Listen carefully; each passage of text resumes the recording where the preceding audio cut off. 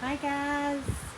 I don't know if anybody's on, but I was just jumping on here to give you guys a quick update. We are about to start getting some of the, I think this is probably only tropical storm force winds right now.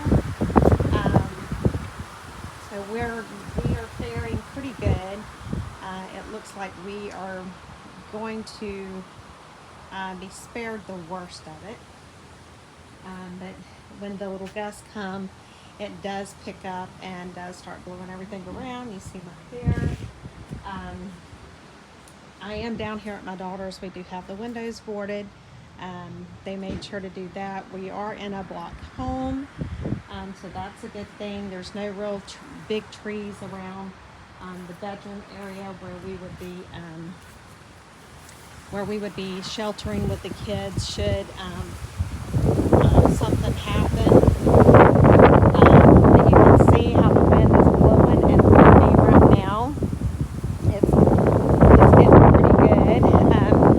I don't know if you can see my daughter's little horse back there in the back, and if you see there's a Ziploc bag with something tied to her tail that has all of my daughter's information on it, and that should something happen when the fence break and Bella get out or something like that, it has everything that tells everything that somebody would need to know about her.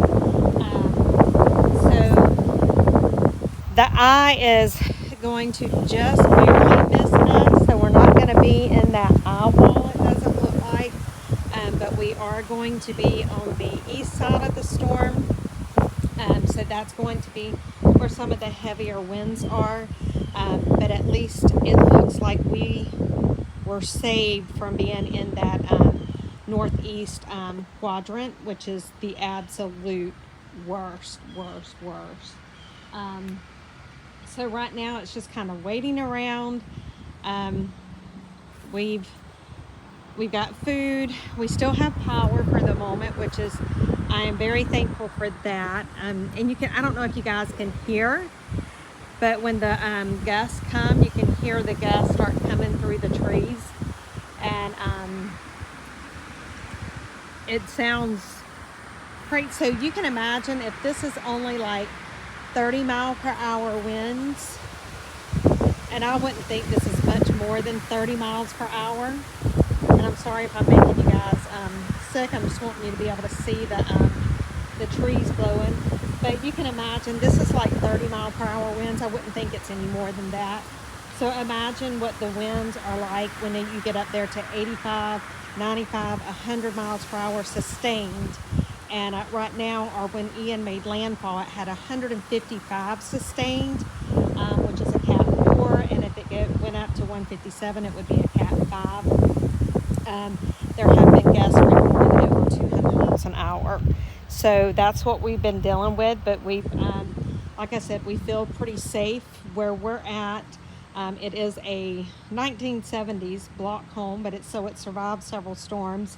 My daughter's master bedroom is actually the most interior room in the house, and there are no windows. And then her closet has a separate roof from the roof of the house. So our plan is, should one of the tornadoes actually reach us, we will throw the 4 kids in the closet.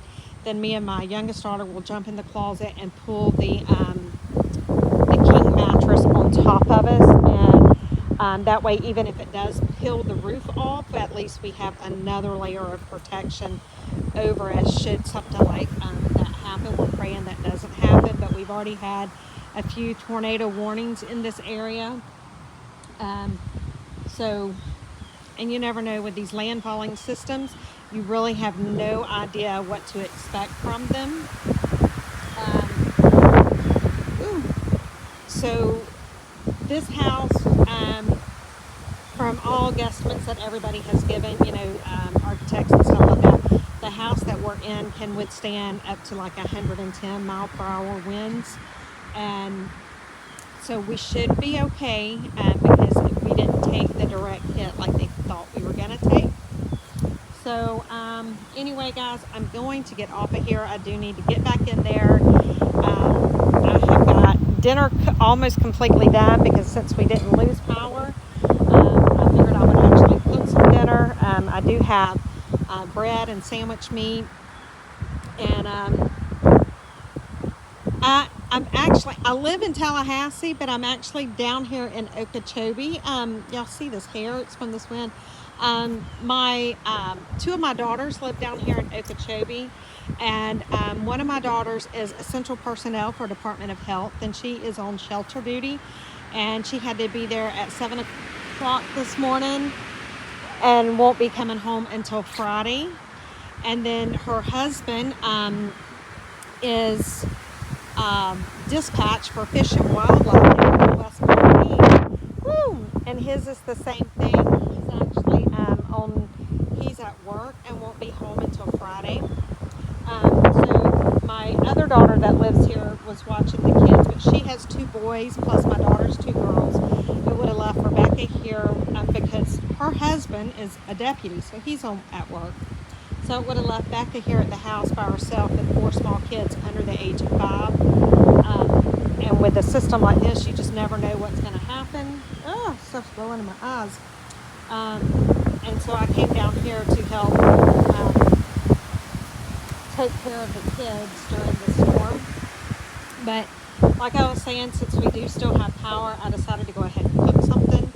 I'm not used to having power this far into a hurricane, so I'm very happy about that.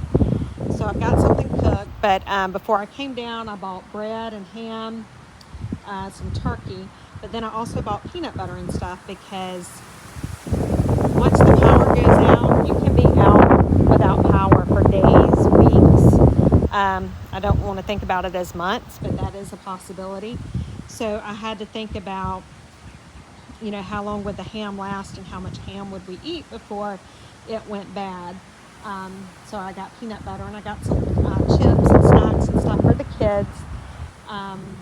And then my cousin loaned me his Yeti cooler that'll, I guess, hold ice for like 10 days. And so I filled it up before I left Tallahassee, so we have ice. And then we're out of gas down here in Okeechobee. There's no gas. And a tank of gas will get me from Tallahassee to here with maybe 20 or 30 miles left on it. But thankfully I had enough about me to stop in High Springs and top my gas tank off. I don't have enough to get me home all the way, but I do have 250 miles on my tank. So that'll at least get me out of this main area.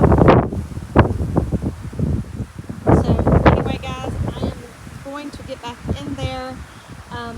As long as the weather stays, you know, decent, I will come out here and update you guys if you want me to. I don't mind.